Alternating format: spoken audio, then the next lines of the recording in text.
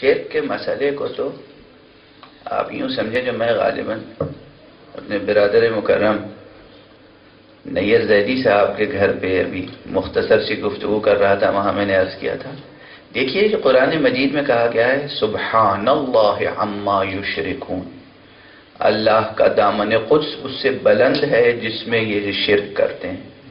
اس کے معنی سمجھیں، اس کے معنی یہ ہیں کہ وہ حقیقتاً اس کی ذات اس سے بلند ہے کہ اس میں شرک ہو سکے. شرک ممکن نہیں ہے. ساری دنیا مل کے اس کی ذات میں کسی کو شریک کرنا چاہے تو ممکن نہیں ہے کہ کوئی شریک باری بن جائے. شرک کے یہ معنی. اسے بچکانہ مثال کے ذریعے سے واضح کروں، جو میں نے یہی مثال وہاں دی تھی. کسی مملکت کا سربراہ ہو، اب میں پاکستان سے آ گیا ہوں تو یہ جملہ یہاں کہہ سکتا ہوں آزادی سے. فرض کیجئے پاکستان، جناب پریزیڈنٹ زرداری صاحب ہیں اس وقت، پوری قوم پاکستان کی ان کے خلاف ہو جائے اور کہے کہ اب ہم انہیں حاکم و صدر نہیں مانتے. یہ اپیل نہیں ہے میری، مثال دے رہا ہوں. پوری قوم مخالف ہو جائے کہ ہم اب زرداری صاحب کو نہیں قبول کرتے اور کسی اور کو منتخب کر کے لے آئے.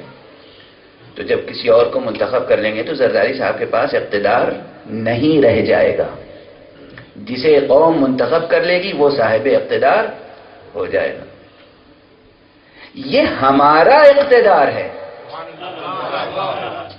اللہ سبحانہ و تعالی کے اقتدار کو، اس کی وحدانیت کو، اس کے مرتبے کو اس پر قیاس نہیں کرنا چاہیے. پوری کائنات مل کے کسی کو دوسرا خدا بنا لے تب بھی اس کی ذات اس سے کہیں بلند ہے کہ اس کی خدائی میں کوئی حرف آ سکے. وہ خدا خدا رہے گا. وہ خدا تھا، خدا ہے، خدا رہے گا. وہ ایک تھا، ایک ہے، ایک رہے گا.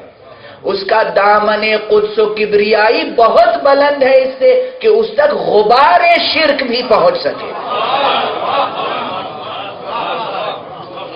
جو مشرک بنائے گا وہ جہنم میں جائے گا، جو مشرک بنے گا وہ جہنم میں جائے گا. اس کے دامن کبریائی پہ کوئی غبار بھی آنے والا نہیں.